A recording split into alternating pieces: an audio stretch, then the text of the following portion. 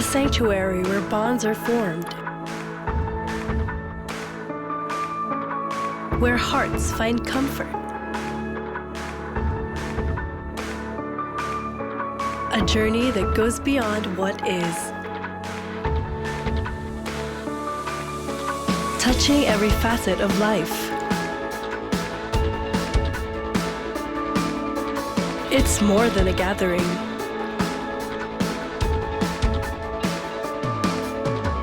It's a harmony of shared experiences.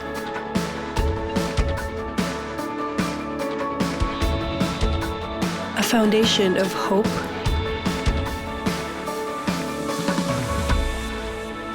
a vibrant mosaic of life's joy and challenges. A space for support and a sense of belonging. A place where our faith deepens and our spirits nourished.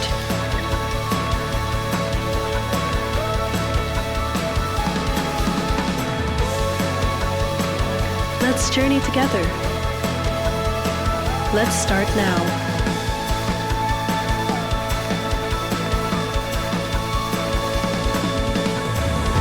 You are home. You are welcome. You are loved.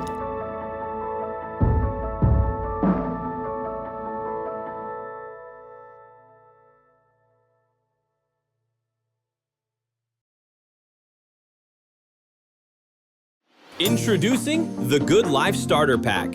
Everything you've ever wanted, or so they say, comes fully loaded with luxury, experience, career, Insta-worthy adventures, a perfectly curated identity. Stack it, style it, show it off. Because pop culture says this is the good life. But why does it still feel like something's missing?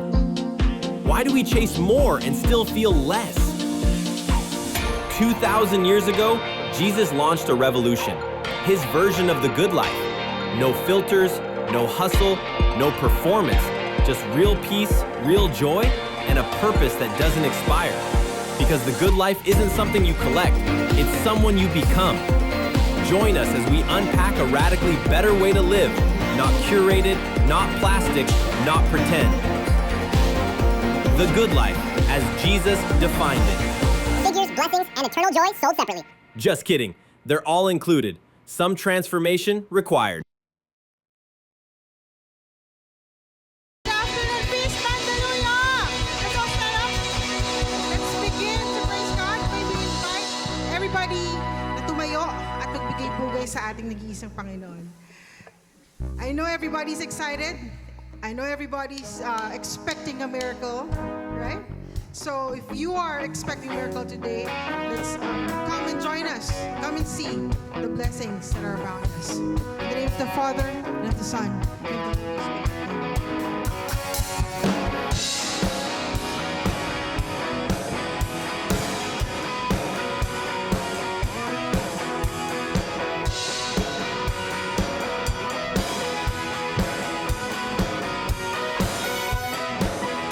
You're out there looking for the truth, and you're stuck with the lies in your head. If you're lost and you're questioning everything around, there's a love here waiting for you. If you're somehow willing to believe that it's good that could come out of this. If you're here for some questioning everything around, there's a love waiting for you. Let's go. Come and see. Just again. Come and see. Come and see. Come and see. This God is true, constant every day and night. His word is sure, you can leave your lives behind. Would you believe He gave it all to bring you life? Come and see. Love that's real, it's all you'll ever need. Hey!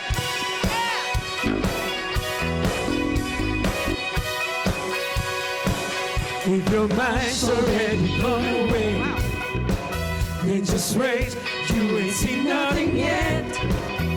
You will see greater things that's beyond imagination. This love here is waiting for you.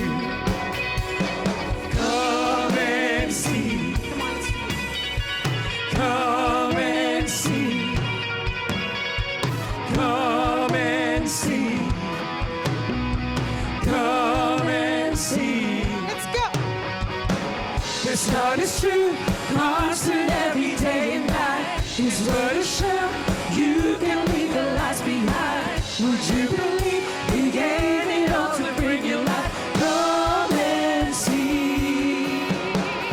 Love that's real, it's all you'll ever need.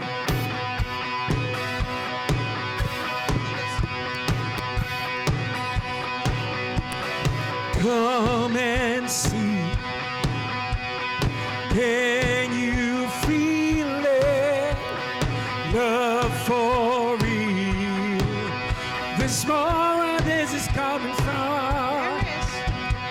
Come and see. Can you hear it? Can you hear it?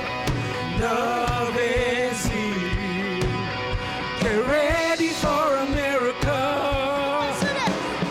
Come and see. Can you feel it? Love for me. This more where this is coming from. Come and see. Can you hear it? Love is here. You're ready for a miracle. This God is true, constant every day and night. His word is sure, you can leave the lies behind. You would believe He gave it all to bring you life. Come and see. Love that's real. What is it? This God is true, constant every day and night. His word is sure, you can leave the lies behind. Would you believe He gave it all to bring you life? Come and see. Love that's real, it's all you ever need.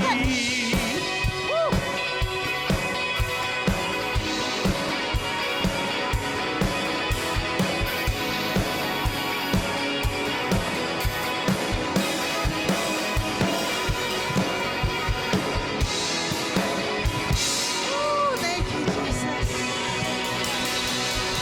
Thank you for the love. That's all we need. All we need, right? Needs.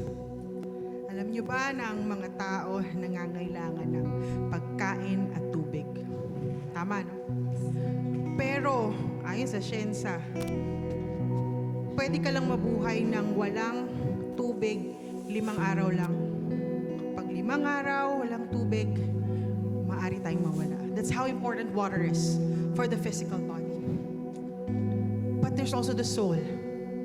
Our soul needs nourishment. It needs water. Even more important, it needs the living water. And what is the living water? Who is the living water? His name is Jesus. He's the water that we need to nourish us. Sometimes, san pa tayo nagpupunta, naghahanap ng nourishment, ng maiinom. Worldly things, left and right. Consuming us, that we thought we're consuming it.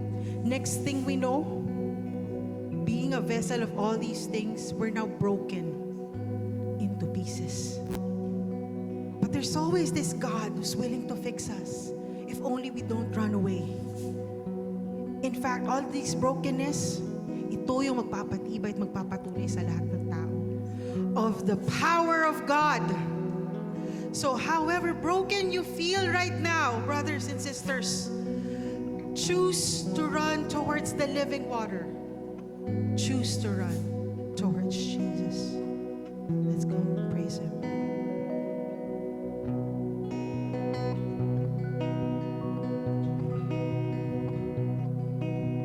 In every single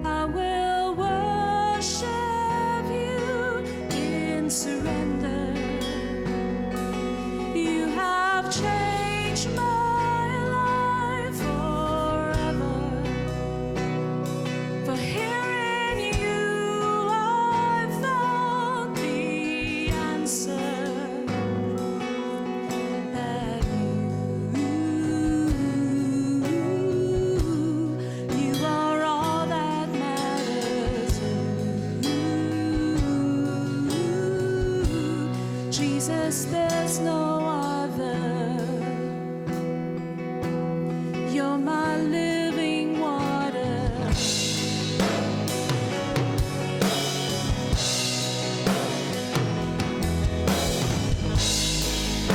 Jesus, Jesus. The old is gone, the new has come. In you I am made new. No one else could ever do. You have found my heart, and you have only just begun. So work upon my heart what should be done. I will worship you in surrender.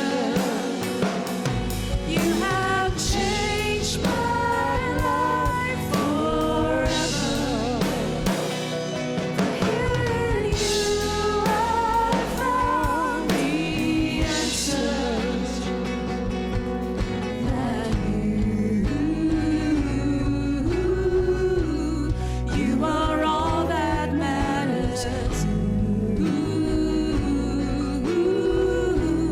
Jesus, there's no other. You're my living water.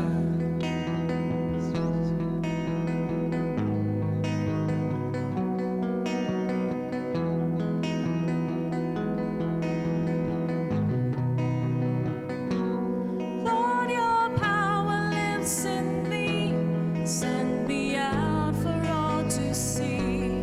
Let your love flow through me. Lord, your power lives in me. Send me out for all to see. Let your love flow through me. 'Cause nothing in this world can satisfy my thirst. You see me at my worst, but still you love me first. Nothing in this world can satisfy my soul. Now I finally know it's you that makes me whole. Nothing in this world can satisfy my thirst. You see me at my worst, but still you love me first. Nothing in this world can satisfy my soul. Now I finally know it's you that makes me whole. But you,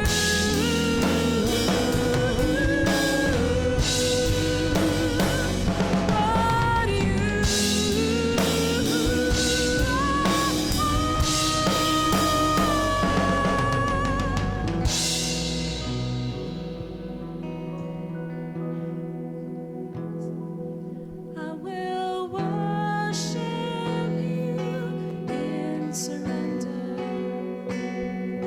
You have changed my life for just your voices.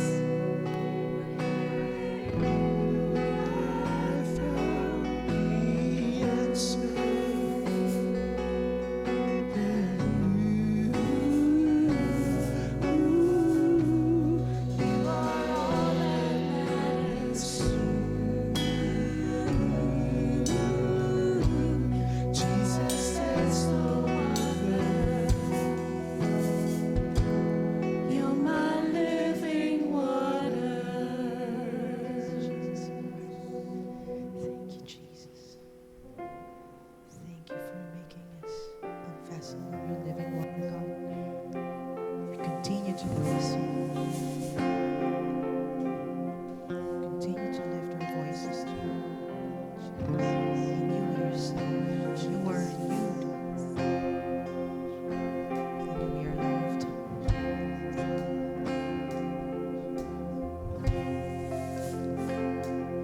All these pieces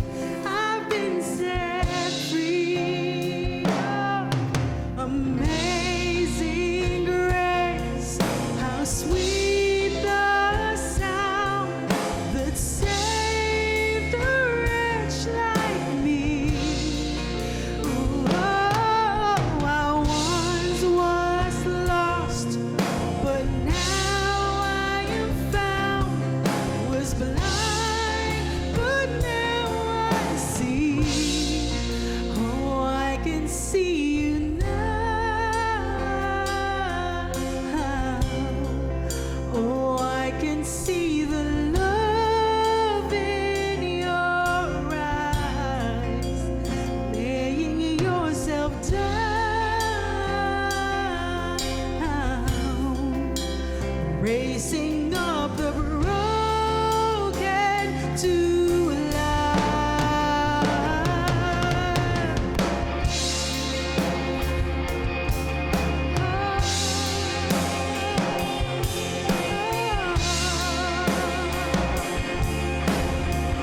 Come on, let's raise your voices. You take our failure, you take our weakness, you set your treasures in jars of clay.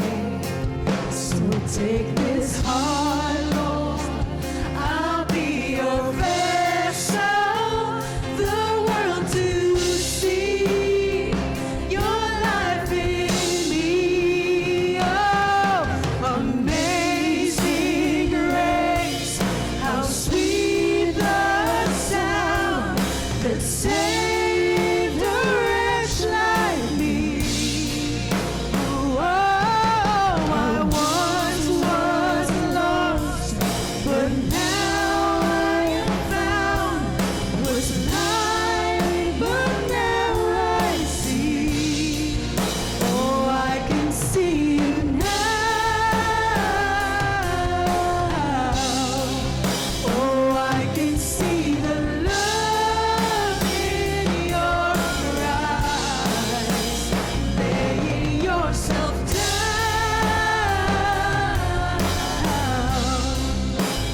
raising up the broken to life.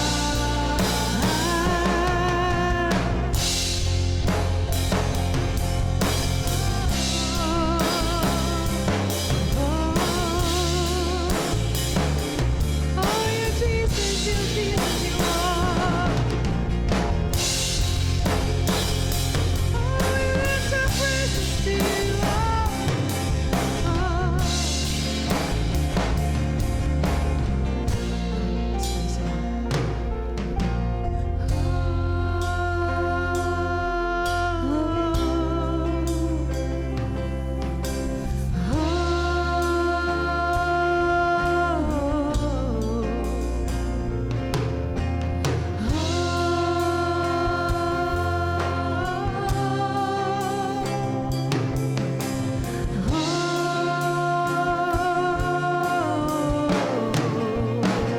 let's raise your voices.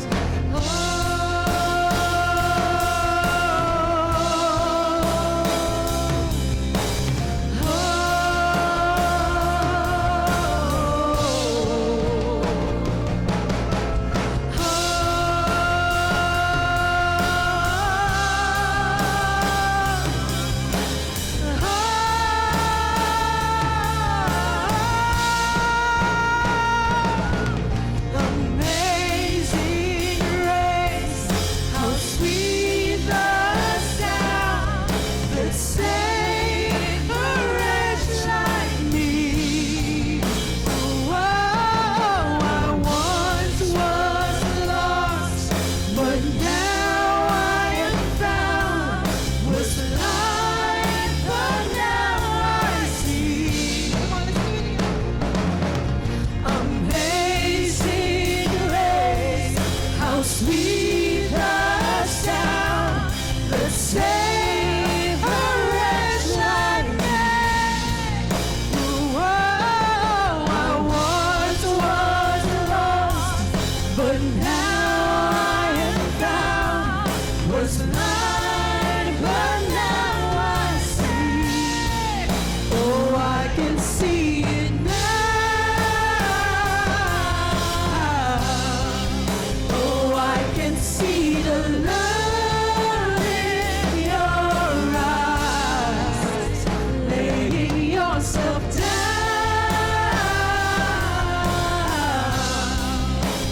raising up the broken to life. Let's raise your voices.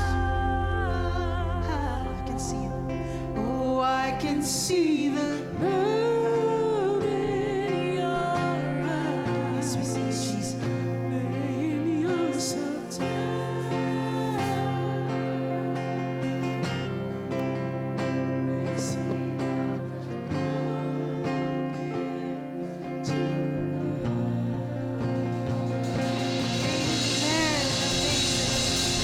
Yes, Father, praise you, Lord. Thank you, Jesus. Thank you, Lord, for allowing us to be vessels of your love, to be vessels of your grace.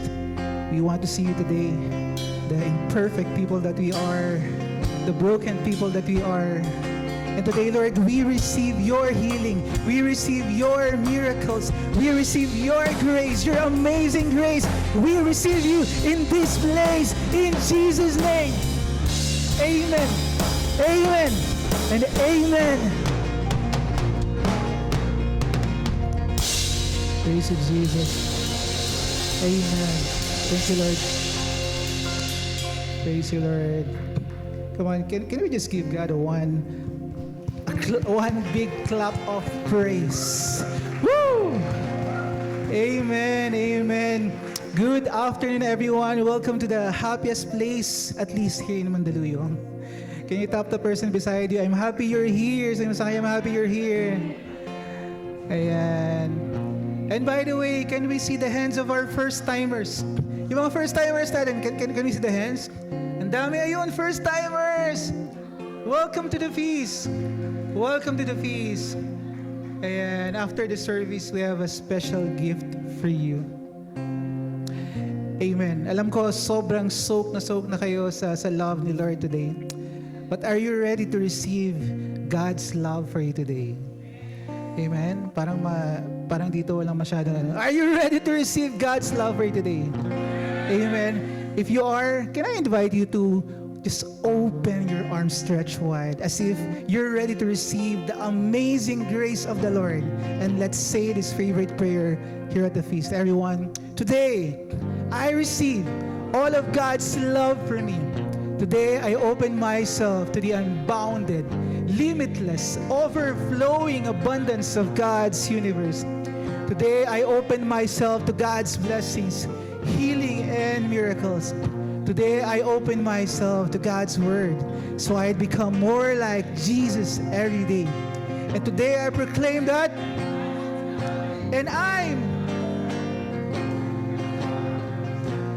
and because I am blessed, I am blessing the world.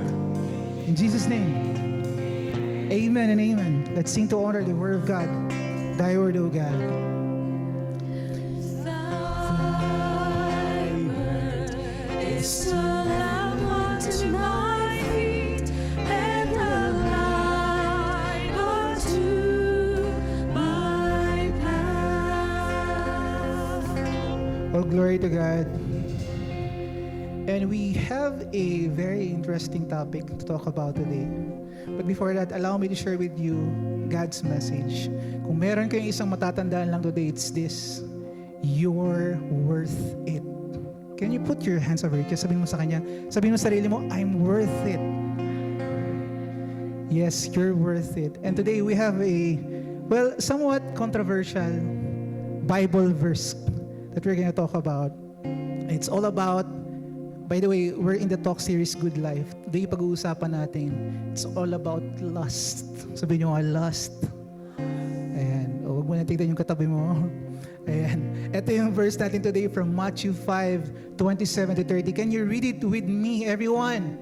You have heard that it was said, you shall not commit adultery. But I say to you, everyone who looks at a woman with lust has already committed adultery with her in his heart. You know what?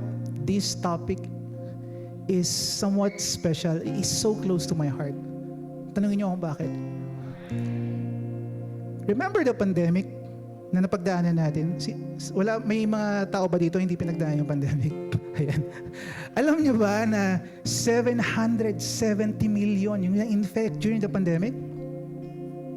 Can everybody say, what? Oh, amen. And eto, may mas malala pa sa pandemic. Tanungin niyo ako ano? Adultery.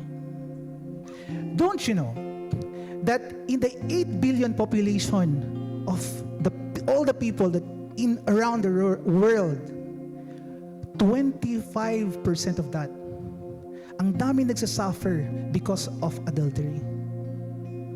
At least 1.7 billion of people Probably because some are into broken families, broken relationships, and probably some of us are already broken.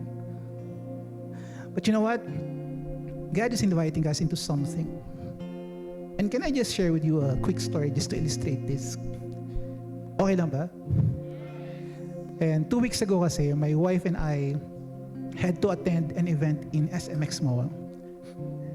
And prepared na kami, yung event na yun, 6:30, kailangan na sa SMX MOA na kami. 5:20, umalis kami doon sa bahay namin. Nasa taga Greenfield lang kasi kami. Pag-ikot pa lang ng sasakyan doon sa flare area. Parang naramdaman ko medyo nalubak yung gulong namin. And maya-maya, may tumatabi sa aking nakamotor. Sabi niya, may tinuturo siya. Sabi ko, ano kaya ito? Nakipag-away ba ito? So, ang ginawa ko, nag-park muna ako, nag-hazard ako. Tapos binaba ko yung bintana. Sabi niya sa akin, yung gulong, flat. Tapos sabi ko, bumaba ako, tiningnan ko, syempre nagpasalamat ako, medyo flat nga. So, the first instinct I had back then was, kailangan pumunta ng pinakamalapit na gasoline station para pabombahan kasi flat nga, di ba? Akala ko flat lang talaga. Pagpunta namin doon, pinakamalapit doon is yung Pioneer Street, kung alam niyo yung clean fuel doon. So, ito yung itsura namin nung kami. Sabi nung yung nagpapahangin doon sa sakyan. Sige sir, lagyan natin, pero tingnan natin kung magde-deflate pa rin. Tapos sabi niya, sir, parang medyo may konting nagde-deflate pa rin siya kahit konti. And then, this person, yung isang tricycle driver, nakita ko kasi, sabi ko parang may nakatusok na screw. And then sabi ko sa kanya, ito pala yung nakatusok, kaya siya nagde-deflate. Tanggalin natin to. And then I was stunned with what this tricycle driver said. Sabi niya, huwag mong tanggalin, baka sumingaw. And sabi ko, may hinahabol na kaming event, tama? 6:30, 5:30 na nung time na yun. Sabi ko, makakahabol pa ba kami? And nagkaroon ako ng idea. Ang sinabi ko, siguro, since na-inflate naman na siya, baka makakahabol kami ng MOA. Right on time. And friends, how many times do we go through that situation? Yung merong nakatusok sa'yo na kailangan ayusin. Pero what we choose is we choose what's comfortable. I don't know about the men in the house. Can I see your hands? Minsan, mag-isa lang. Iisa lang yung mga dito. Minsan, di ba, meron tayong super comfortable na ginagawa. Nagbabrowse ka sa Facebook, maya-maya, may nakita kang sexy babae. Saan ka pumunta? Porn site. The next thing you know, you're already addicted to porn. And if you're married man, ang nangyayari, instead of talking to your wife, or instead of pag-usapan yung difficult situation, ang ginagawa, wag na lang. Kasi tatakbo naman yung relationship na to. But you know what happens usually? Nade-deflate. Bobombahan ulit, nade-deflate. But you know what? God is asking you to choose another option. And that was the option that we did. Sabi ko, Lord, I surrender to you. Sabi ko sa wife ko, baka hindi na tayo umabot sa event. Kasi alam ko na pag ipapa-vulcanize ko yun, it would take us about 30 minutes o siguro an hour. Sabi ko, wala na. Sige, Lord. Sige, hindi na namin mahabol yung event. But what we did was we went there anyway. Pagdating namin doon, ang ginawa, sobrang sakit kasi kailangan nilang tanggalin yung nakasabit. Ayan, bro, pakiplay yung video.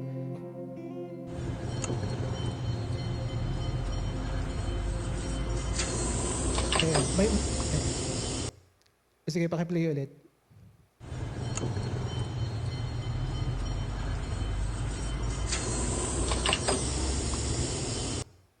Grabe yung hangin na lumabas, di ba? But you know what? Ngayon ko lang nalaman, akala ko kasi ang traditional vulcanizing, tatanggalin yung gulong, tatanggalin yung nasa loob, and then papalitan. Kaya matagal. But you know what? Since tubeless pala yun, ang gagawin lang, tinanggal lang yung naka-screw. And then pinalitan lang, sinaksakan lang ng goma. Hindi kami umabot ng 5 minutes. 15 minutes, nakaalis na kami doon. And what we did was tumakbo agad kami doon sa event sa SMX MOA. Right on time, 6:25, na-drop ko yung wife ko doon. So what am I saying, brothers and sisters? In the same way, I don't know what problems you're going through. Probably in your marriage life. Lagi mong iniisip yung option number 1. Sige, okay lang, huwag natin pag-usapan. Anong nangyari, sumisingaw? Or if you're that person, if you're a single person na iniisip mo, paano ko kaya i-deal tong addiction na to? Okay lang, this is comfortable for me. Ang sakit-sakit kasi komportable na ako dito. Kasi this is my pastime already. But God is inviting you. Yes, it hurts. Sisingaw ka. But you know what's gonna happen? God will replace the fake air that's inside of you, and He will replace it with His air. And guess what? That dream that you've been wanting to have, that event that you've been wanting to achieve, that goal that you've been wanting to get, if you do the option 2, God is promising to you right now that still will flow His grace through you. The broken that you are, He will be right on time. He will be right on schedule. But He is asking you, come on, surrender whatever it is that you're going through, because I have an amazing grace right in front of you. Just trust God. Trust Him, because He is the source of your amazing grace. And it's about time. Your family deserves it. Your children deserve it. And you deserve it because you are worth it. Amen? You are worth it. Can I invite you to pray with me? Can I just invite you to close your eyes as you feel the presence of the Lord? Imagine as if the overflowing grace of love of God is flowing right through you. Imagine that He's embracing you right now. Alam niya kung ano yung pinagdadaan mo, kung gaano kasakit yung pinagdadaan mo right now. But He wants to offer you something in exchange of that. And He's asking you right now, will you allow me? Will you allow me? And so, Father, thank you so much for your grace. Thank you so much for your love. Thank you so much for just reminding us today, for giving us hope that you have the best in store for us, exceedingly, abundantly, above and beyond, sikliglig at umaapaw. And so, Lord, we claim that. We claim healing, we claim miracles, we claim abundance, we claim victory. In Jesus' name, amen and amen. Come on. Honor the Word of God. Sing the Word of God as we honor Him. Everyone, raise your hands. Thy word is a lamp unto my feet and a light unto my path. Well, glory to God. Let's give a clap offering to the Lord. Amen. Praise Jesus. And before you take your seats, tell the person beside you, you're worth it. Amen. You are worth it. Sige, take your seats. Amen. Are you happy you're here? Yes. Can we do an experiment? Meron tayong gagawing experiment. This is something I learned from Jack Canfield. Kilala niyo ba siya? Jack Canfield, yes. So, itaas nyo nga yung right hand nyo. Taas yung kanang kamay nyo. Nakita nyo sa kanang kamay nyo, meron siyang guhit, di ba? Meron siyang guhit sa baba.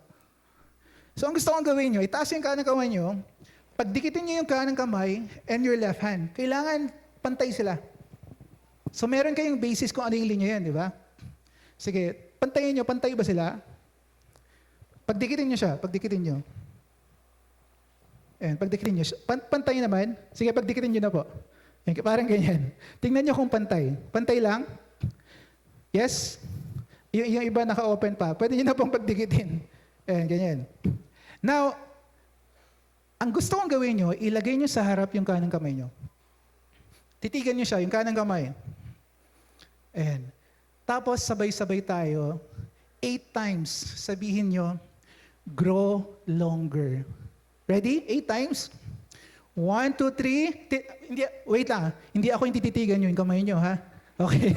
Baka mamaya ako yung lumaki. Teka lang. Ayan, hindi ko na kailangan ng height. Sige. Titigan nyo yung right hand nyo. Sabay-sabay na rin sabihin 8 times. Grow longer. Ready? 1, 2, 3, go.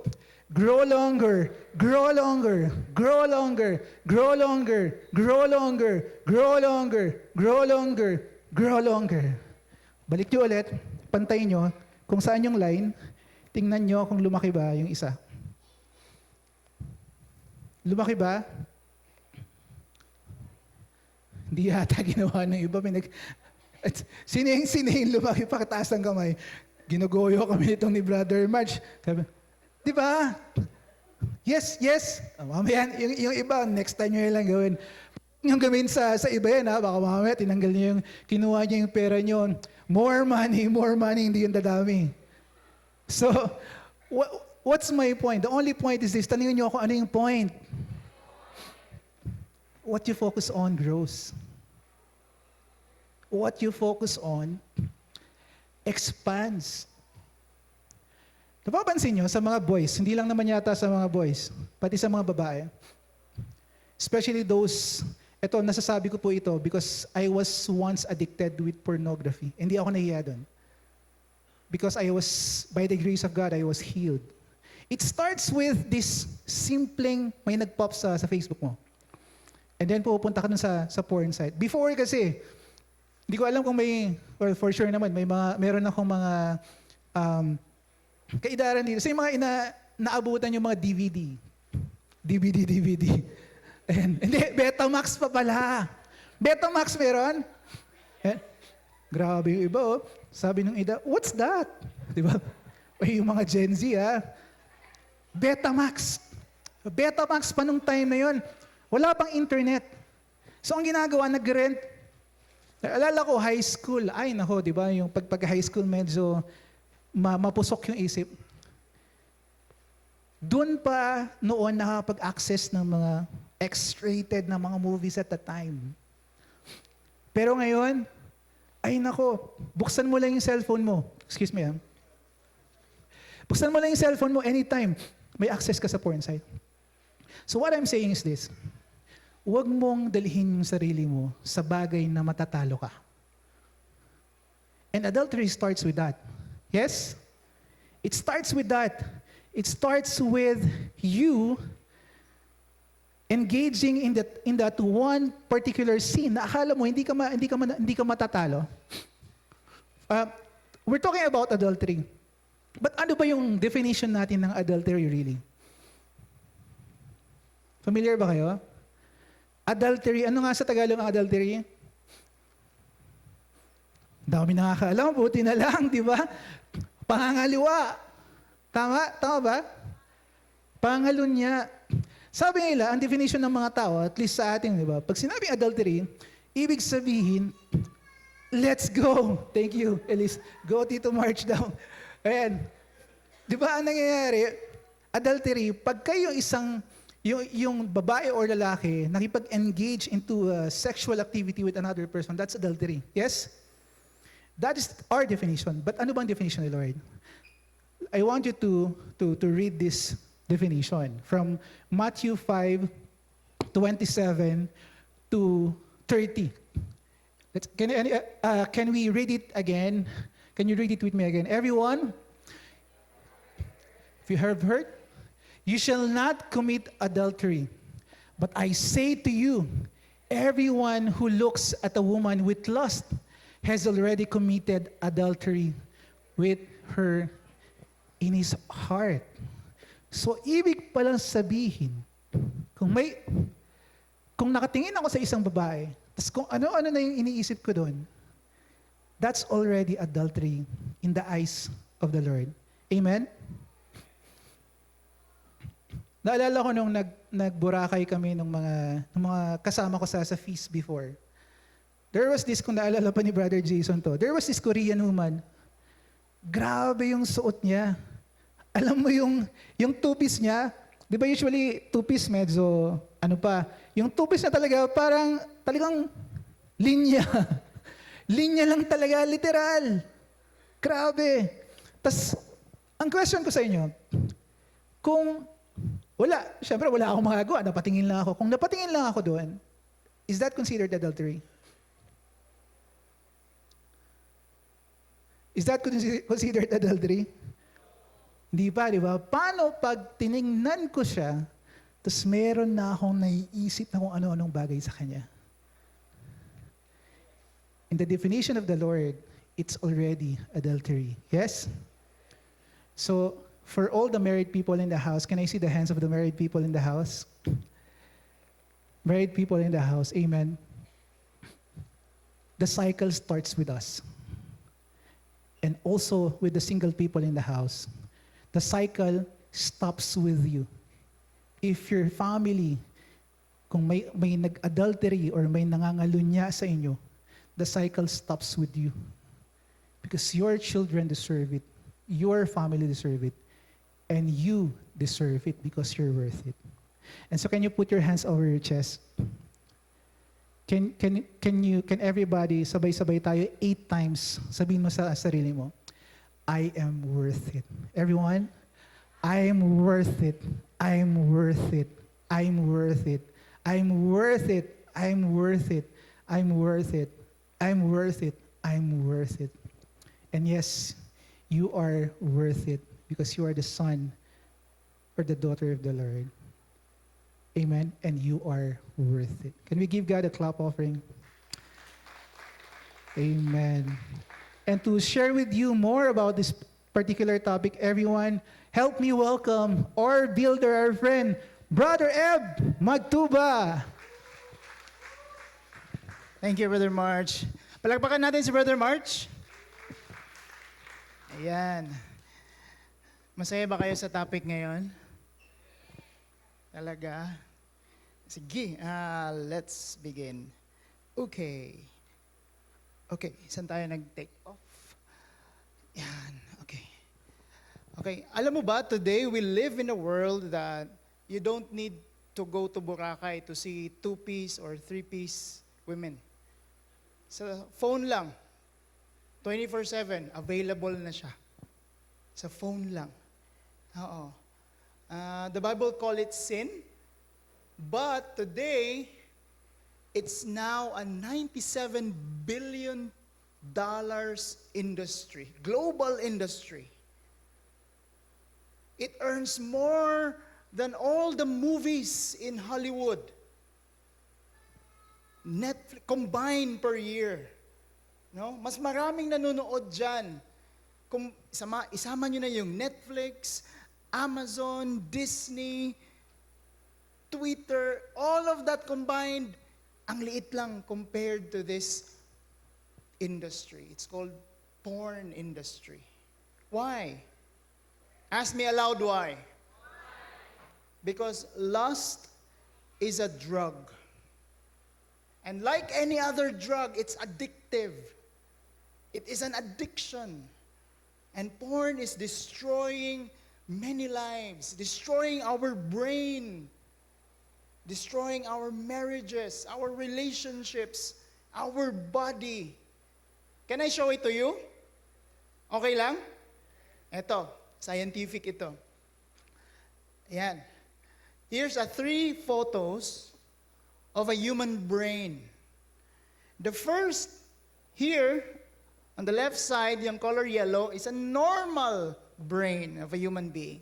Normal. Second photo in the middle, that's a brain of addicted to heroin drug.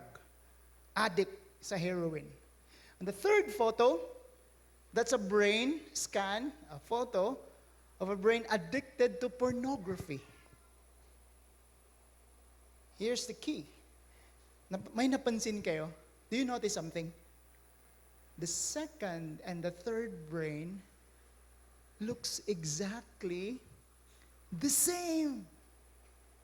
So it doesn't matter if it's an external drug called heroin or shabu or whatever, doesn't matter. Or internal drugs like lust. Brothers and sisters, are you still listening? When Jesus says, and when Jesus tells us to get rid of lust, hindi siya killjoy. Hindi po siya killjoy. He wants us real joy. Can you say that? Real joy. He wants real joy for you. I have a friend in his teens and 20s. He was addicted to porn. And God healed him by the power of the Lord.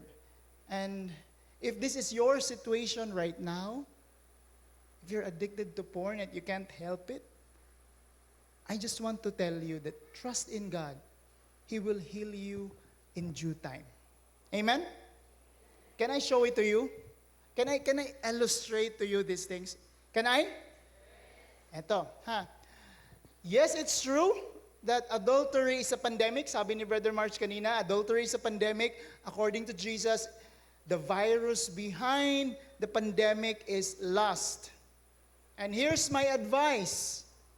Here's my advice. Defeat the enemy while it's only very small. Ito, buti may nahiram ako sa kids ministry. Pumunta ako sa room nila. Isang toy. Ano to? Dinosaur. Anong dinosaur to?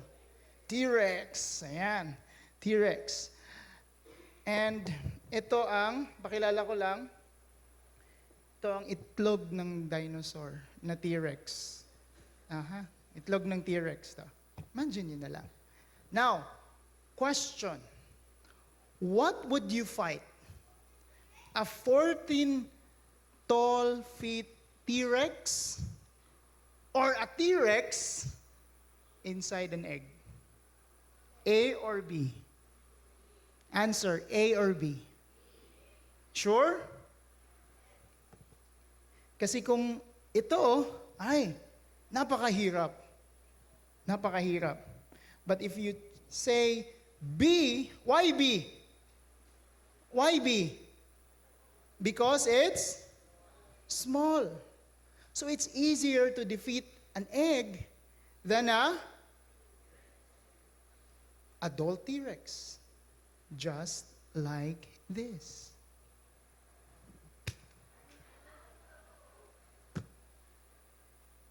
Is it easier? Patay ako sa prod mamaya. Is it easier to defeat the egg than to defeat a whole monster of this? It's a lot easier. It's a lot easier. Pakisiko nga ang katabi mo. Siko mo katabi mo. Tingnan mo siya. Siko mo siya. Sabihin mo sa kanya to, crush it while it's small.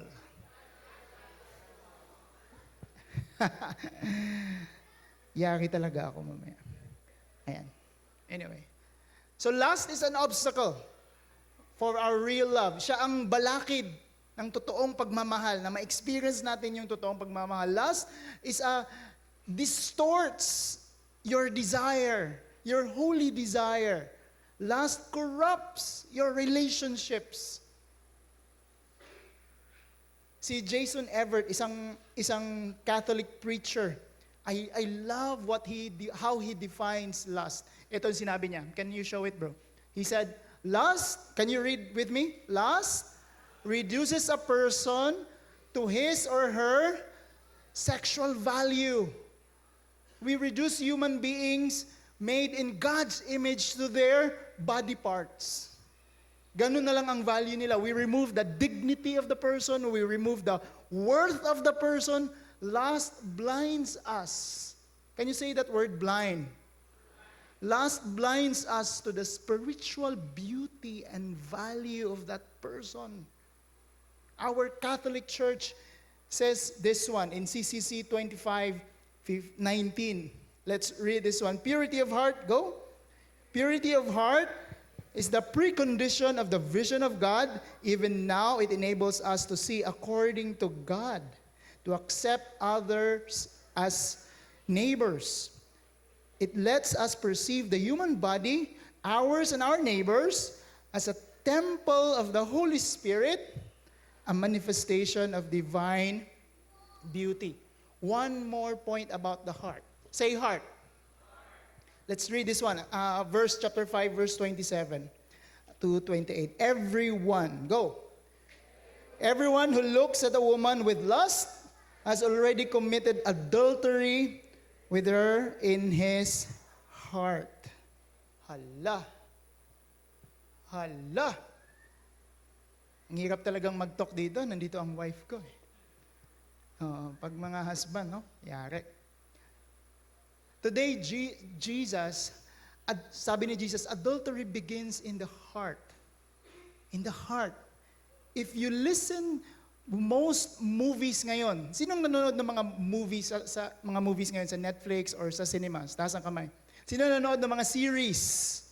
Ayan. Lalo na pag K-series and Filipino series lalo, notice something. At the end or in the middle of it, ang plot, say plot. They always say, follow your heart. Yes or no? Follow your heart. And you can never go wrong. Just follow your heart. Meaning, follow your desires. Meaning, follow your feelings. Which is a very bad advice. Why? Ask me why. What if that desire is wrong? But in the biblical view, heart consists of two things. How many? Two. Desires and decision. Before, in ancient time, when you say heart, it means decision and your desire. Modern times ngayon, iba, dalawa. Iba ang decision, iba ang desire. But the Bible says, see that as one only. Isa lang. So when Jesus says, someone already committed adultery in his heart, what does it mean? Ask me aloud, what? It means that he decided to follow his wrong desires already. Are you following? So, Brother Eb, how to fight this virus? How to fight lust in my life if it is destroying my family, my relationship, my brain, my body, my soul? How? Ask me how. Jesus actually teaches this, a very practical teaching about how to fight this one. Matthew chapter 5, verse 29 to 30.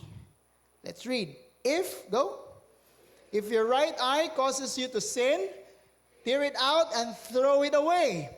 It is better for you to lose one of your members than to have your whole body thrown into Gehenna. And if your right hand causes you to sin, cut it off and throw it away. It is better for you to lose one of your members than to have your whole body go into Gehenna or hell. Remove one eye. Cut off one arm. Diba? Grabe naman yan, bro. Parang army of the dead zombies, diba? Putulan ng parts, body parts. Huh? Ang gross, diba? Yeah. Can I tell you a story? You see, one day, there's one person who literally cut off his arm for his life. Yung April 2003, ang pangalan niya Aaron Ralston, 27 years old. No? He was climbing in Utah. And habang nagka-climb siya, climbing alone, no? All of a sudden, an 800-pound rock fell onto him. Tapos na-trap yung hand niya. No? And he could not move. He cried out for help. Oh! And no one came. No one hears. Kasi siya lang mag-isa. Bakit kasi pumunta mag-isa? To free his arm, he tried everything. No? But no avail. After 6 long days, how many days? 6 long days, wala pa rin. Dehydrated na siya. Sa Utah, sa amin, extreme ang weather. Sobrang init. Paggabi, sobrang lamig, negative. So 6 days niya yun in-endure, and then to the point na malapit na siyang mamatay, he's so desperate. Sabi niya, eto na talaga. He did the unthinkable. Alam mong ginawa niya? He decided to cut off his arm. And anong meron siya? A little knife. Anong tawag dun? Yung knife na ginaganon-ganon lang? Oh. So slowly, made that decision, cut off his arm. Ini-imagine ko pa, mapurol pa. Ano? Binuksan pa niya yung corn beef na yun. Grabe. Grabe. Sumisirit na yung blood. Sumisigaw siya. Wala namang nakikinig. And one arm is gone, and then he was free. He climbed, and then to tell the story. He lived to tell the story. Alam mo, it became a real movie. It's a real life story. It became a real movie. Entitled 127 Hours. Search nyo, 127 hours. And why I'm telling you this? Why? Ask me why. Because Aaron sacrificed his arm. Because he valued his life. More than this one arm niya. But the question is this, why do we stay trapped in our sin? Why? Let me show you why. But before that, let's close this. Everybody stand. Yan. Okay? This is our guide question. Can you take on your camera, your phones? Can you picture this out? This is our guide questions. This is your assignment today. Before you sleep, reflect. Answer the guide questions mamaya after the feast, merienda or dinner, or merienda ulit mamayang gabi. Reflect on these guide questions, on your spouse, on your loved ones. And then you digest, you chew on the message. I believe the Holy Spirit will be there. Ang tawag ko dyan, pray, reflect, and share. Amen? Amen. Alam mo, nagpapagawa ako ng bahay ngayon. And always, most of the time, the architect may ganitong get up. Yan. Literally, ito yung hat ng architect ko. So, kinuha ko sa kanya, hindi ko pa sinusoli. And most of the time, tinitingnan namin yung blueprint. Yung paano ginawa yung bahay. Yan. In fact, di alam ng wife ko to, kinuha ko talaga yung original blueprint. Yan. Ito. This is the original blueprint. Huge. Approved po yan, may signature. And every building, now that you can see, came from a thought. Sabihin mo nga, thought. Started with the thought of an architect. And then one day, he sketched and kinonstruct, and it became stone and steel. Rock solid house or building. Listen to this is very important. Every building starts with a thought. And if you don't like the building, what will you do?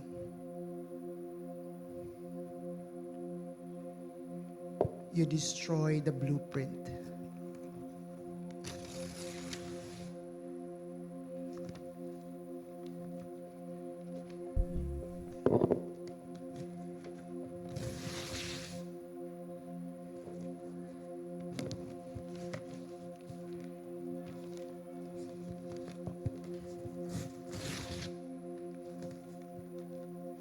destroy the blueprint.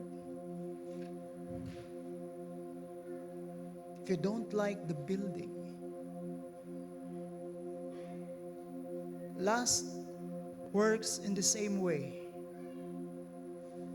Kill the thought before it becomes a reality. Pakisiko nga ang katabi mo. Sabihin mo, nakita at narinig mo yun.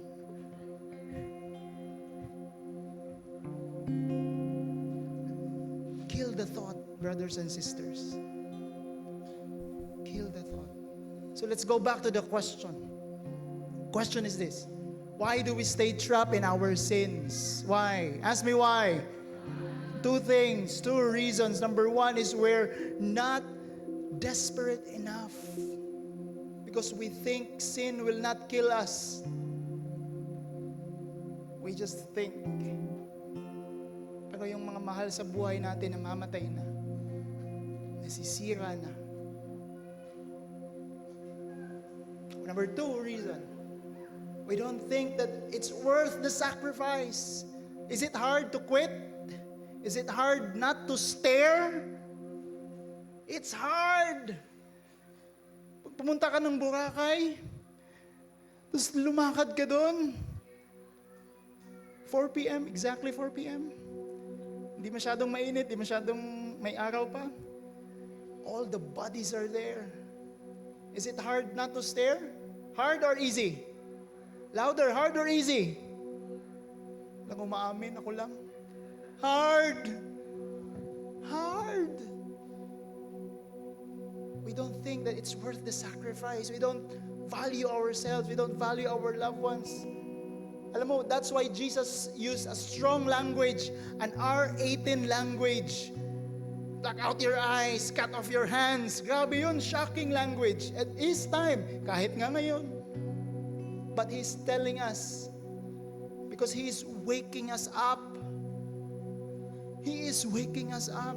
He's telling us that the sacrifice is worth it. Why? Because your life is worth it. Amen. The life of your family members is worth it. The life of your loved ones is worth it. The life of your children is worth it. Your life is worth it. You need to clap on this. You're worth it, brothers and sisters. Jesus, alam mo, Jesus did not just cut off His arms or pluck out His eyes. No. He cut off His whole body to His life. He chose to nail His whole body on the cross. For who? Ask me who? For you. He did that for you. Why? If you ask Him why, later on ask Him why. But I tell you this, I'm pretty sure He will answer this. You're worth it. Your life is worth it.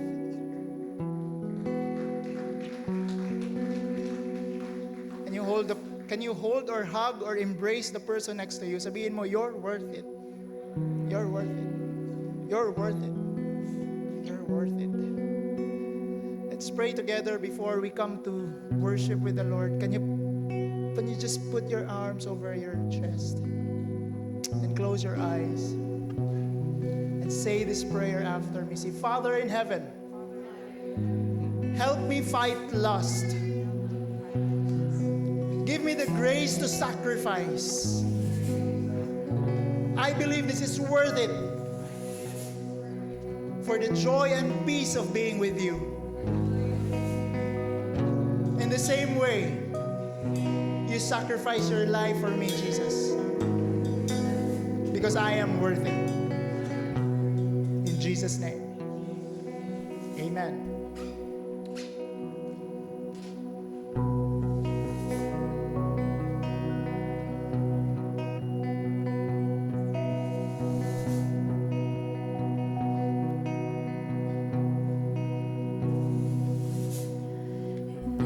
Every single breath, you're there.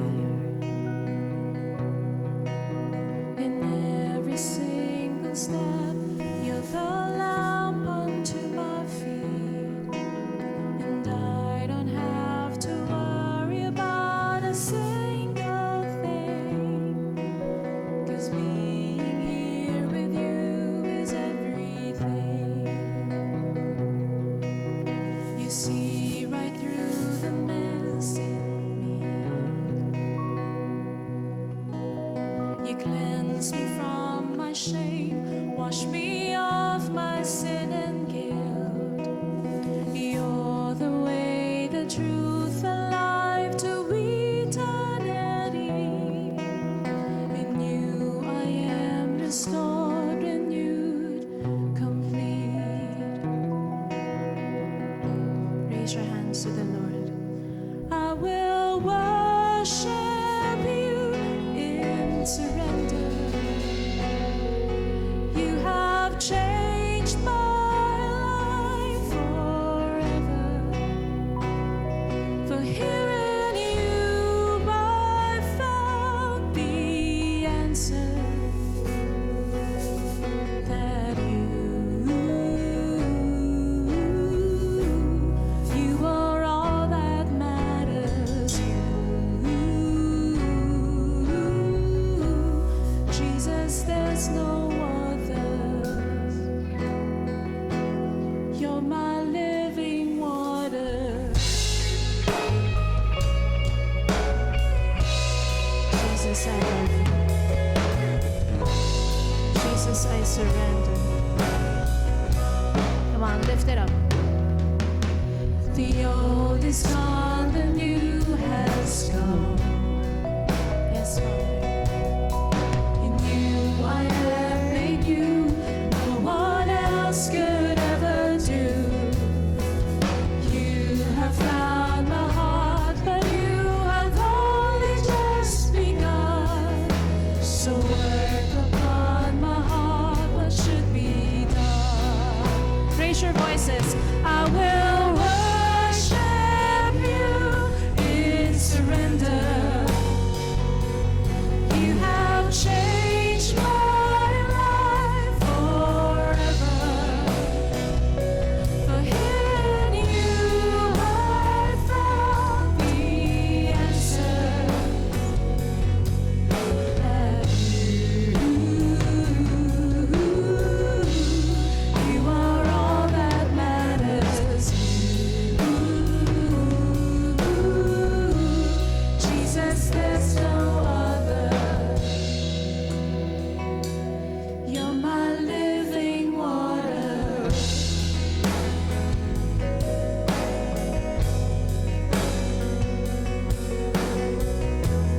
Yes, Jesus, Jesus. Lord, your power lives in me. Send me out for all to see. Let your love flow through me. Lord, your power lives in me. Send me out for all to see. Let your love flow through me. 'Cause nothing in this world can satisfy my thirst. You've seen me at my worst, but still you love me first. Nothing in this world can satisfy my soul. Now I finally know it's you that makes me whole. Nothing in this world can satisfy my thirst. You see me at my worst, but still you love me first. Nothing in this world can satisfy my soul. Now I finally know it's you that makes me whole. But you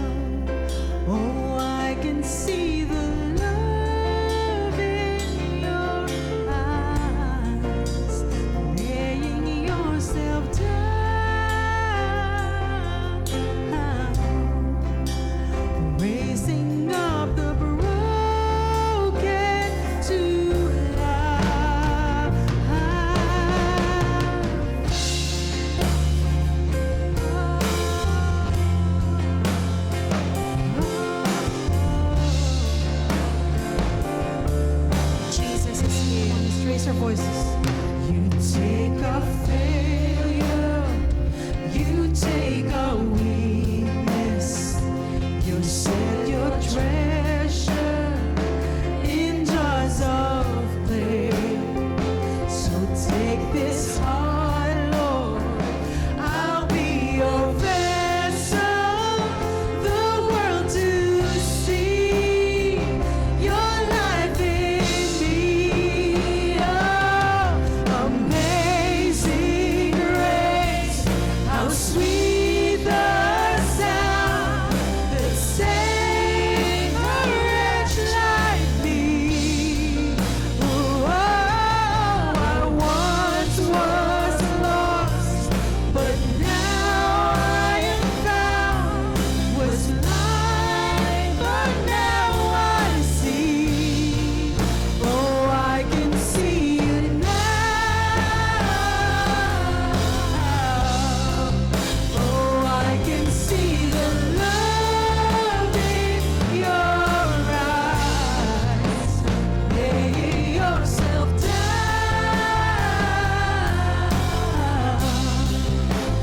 racing on the road tonight.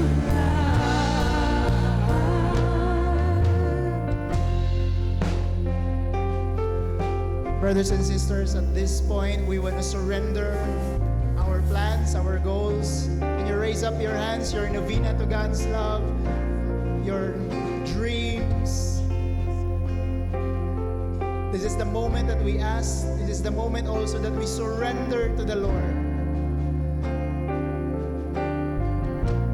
Lord, I'm broken, but I surrender to you. I trust you.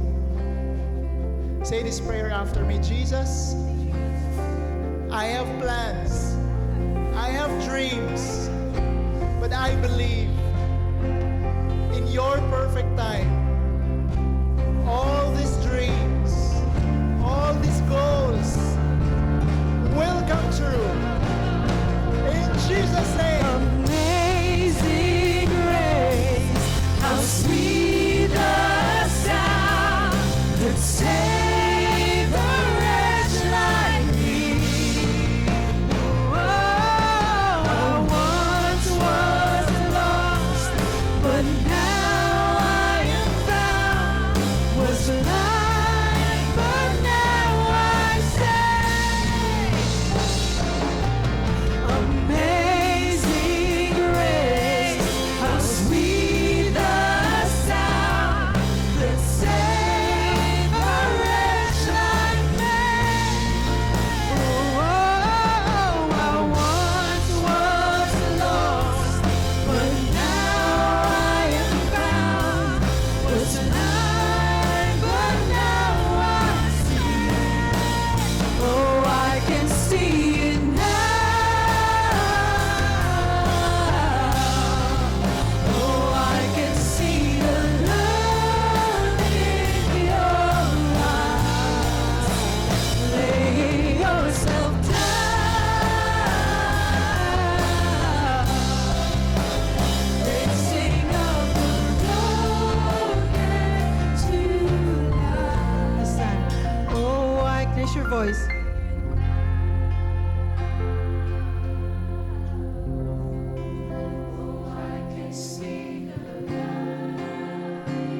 Yes, we see you, Lord. We see you. We feel you are here with us. Thank you, Jesus. To be broken to life.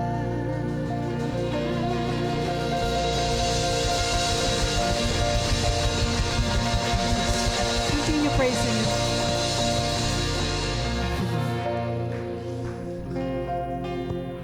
Amen. Palakpakan natin si Lord. Praise Jesus. Woo! Grabe. Can you give a hug or a handshake sa katabi mo? Sabihin mo, you're worth it. You're worth it. You're worth it. Amen. Amen. Praise the Lord. Praise God. Take your seats. Habang paupo kayo, Sabihin mo sa katabi mo, I'm so happy you're here. I'm so happy. Praise God. Okay. Ayan, let's have some announcements before we close. Ito sa announcement. We will have our feast worship night all over the feast to sa all over the Philippines. Ayan, in Iñare Sports Arena. We're so lucky, nandyan lang yan, malapit. It is coming September 13, Saturday. So, if nabitin kayo sa worship, yan, 3 hours plus non-stop worship. Yan. So, praise the Lord. So, I invite you to come. Go visit the site at feast.ph FWN 2025. Okay. Now, next announcement. Meron pa? Wala na? We will have, before we give our love offerings mamaya, we will have some testimony about tithing, about giving, about generosity. Paano siya na-bless on making a decision to regularly give and support the feast. Watch this. Hello brothers and sisters, ako po si Claire and gusto ko lang i-share how tithing has blessed me. So I started tithing back in 2011 and hello brothers and sisters, ako po si Claire and gusto ko lang i-share how tithing has blessed me. So I started tithing back in 2011 and naalala ko pa na yung unang tithe ko halos hindi ko mailagay sa basket kasi nasanay ako sa simbahan na bare-bare lang ibinibigay ko and malaki ng 20. So nung unang bigay ko ng tithe, naisip ko, kaya ko pa ba i-sustain yung needs ko? Kasi konti na lang yung matitira. Medyo malaking chunk yung 10%. But then, natutunan ko sa feast na God is faithful. Sa Kanya naman galing lahat ng meron tayo. And iniisip ko na lang na ambag ko sa kingdom building sa mundo, yung tithe ko. And true enough, naka-experience ako ng iba't ibang blessings and miracles through tithing. And yung una doon is back in 2011, for 7 years, freelancer ako and breadwinner as well. So, since freelancer ako, hindi fixed yung income ko. Minsan okay, minsan kulang. But then, every time na pakiramdam ko, kukulangin or mauubos na yung natitirang income ko, laging may pinapadala si Lord na blessing. Minsan opportunity, minsan racket, minsan incentive. So, minsan sa good people din. And nasustain lahat ng needs namin throughout those years. And the biggest blessing na pagtapos ko, yung kapatid ko sa kursong computer engineering. So yung second miracle naman was 6 years ago nung naka-experience ako ng medical emergency. So kakabalik ko lang dun sa employment but because of the situation, kailangan ko mag-resign. So 4 na buwan wala akong work. Hindi ko alam kung paano masustain yung medical needs ko as well yung needs ng family kasi breadwinner pa rin ako. But then, napakabuti ng Diyos. Nagpadala siya ng mga tao na tutulong sa akin. And until now nga, hindi ko alam kung paano nila nalaman yung situation kasi hindi naman ako nag-post. At sobrang konti lang talaga yung may alam ng situation. Kaya until now, sobrang thankful ako sa lahat ng tumulong sa akin. Kasama na yung Feast family. And pangatlo, gusto ko lang i-share yung mga nakakatuwang experience ko recently. Kasi minsan nasa isip ko pa lang yung amount na ibibigay ko. Ibinabalik na ni Lord kahit di ko pa na ibibigay. Ang galing, di ba? Grabe si Lord. So, ayun lang. God is good. We can never outdo God. And all we need to do is trust in Him. And with this, I encourage you, brothers and sisters, to give with a cheerful heart and trust in the Lord. Palakpakan natin si Sister Claire. Ayan. Test. Hello. Ayan. Actually, mahilig kami mag-video. Nandyan lang naman talaga siya. So, ayan. Ayan.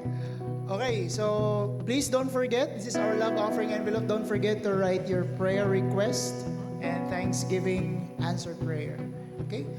Everybody stand. Before we give, everybody stand. How to honor God with your money? Ask me how. Alam mo, in all my years as a Catholic, wala pa akong narinig na clear teaching about tithing. Oh, why? Because Catholic theology says tithing, giving is not anymore a law. Old Testament yun. We are now in the New Testament, which is the law of generosity. Can you say that? Generosity. Learning from my masters in theology, I agree. But we also fail in generosity. Why? Paano ko nasabi yun? Sabi niyo paano? Alam mo, Catholics are known to have the noisiest offering in the world. Bakit? Coins. Grabe talaga, coins. Ting, ting, ting, ting. Literal coins. One of my Protestant friends, he said, alam niyo, kayo, Catholics, you're not tithers, you're tippers. You don't offer sacrifice, you give tip. Tippers. Now, many Catholics don't even know what is tithing. Ano yun? Ano yung tithing? Oh, some of my friends says, Brother Ed, when you preach, don't say tithing. I beg to disagree. I want to educate you. I want to tell you the truth. That tithing, if you don't know it, you're missing a lot of blessings. That's why I teach it. You see, I agree with our Catholic theology that it's no longer a law, it's generosity, but from an execution point of view, sabihin mo nga execution, teaching generosity, I'm a communicator. And the number one rule of communication is this: be clear. And if you're not clear, if you're vague, they will not do it. Walang action na mangyayari. Are you following? Generosity. What does it, pag sinabi mong be generous, ano ibig sabihin nun? What does it mean? And the options are endless.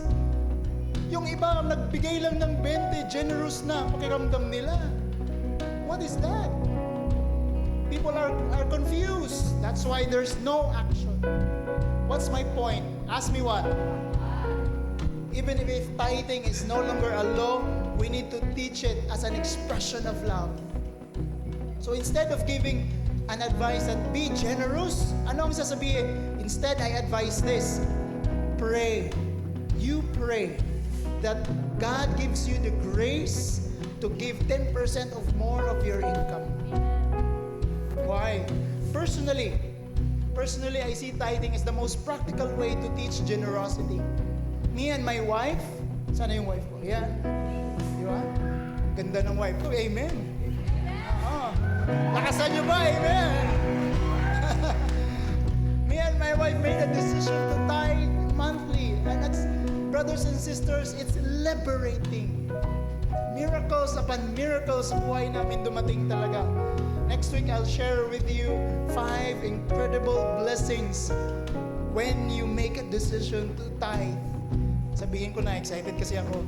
Habit, happiness, holiness, hunger, and harvest. So next week, explain ko yan. No? Don't miss that.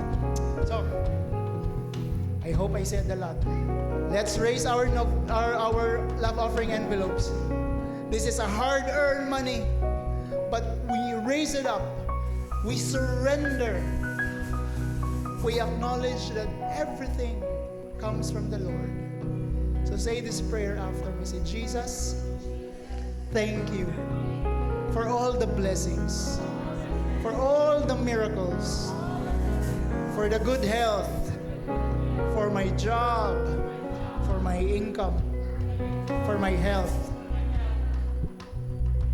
Bless me more so that I can give more. In Jesus' name, amen. So brothers and sisters, come with gratefulness in your hearts and smiles in your faces. Come, let's give to the Lord.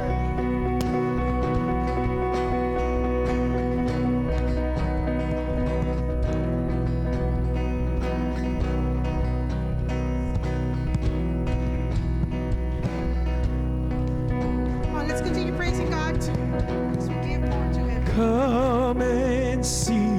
Let's raise our voices.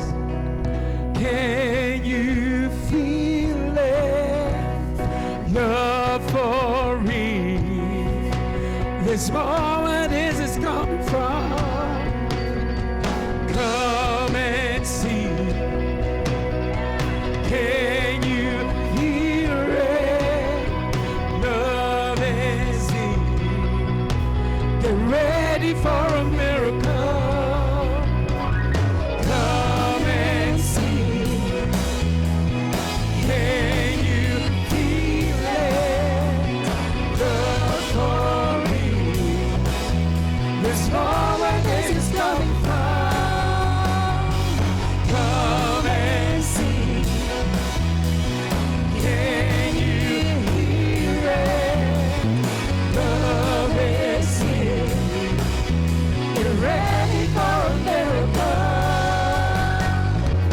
This God is true, constant every day and night. His word is sure, you can leave your life behind. When you believe, He gave it all to bring you life. Come and see, love and see. Let's go.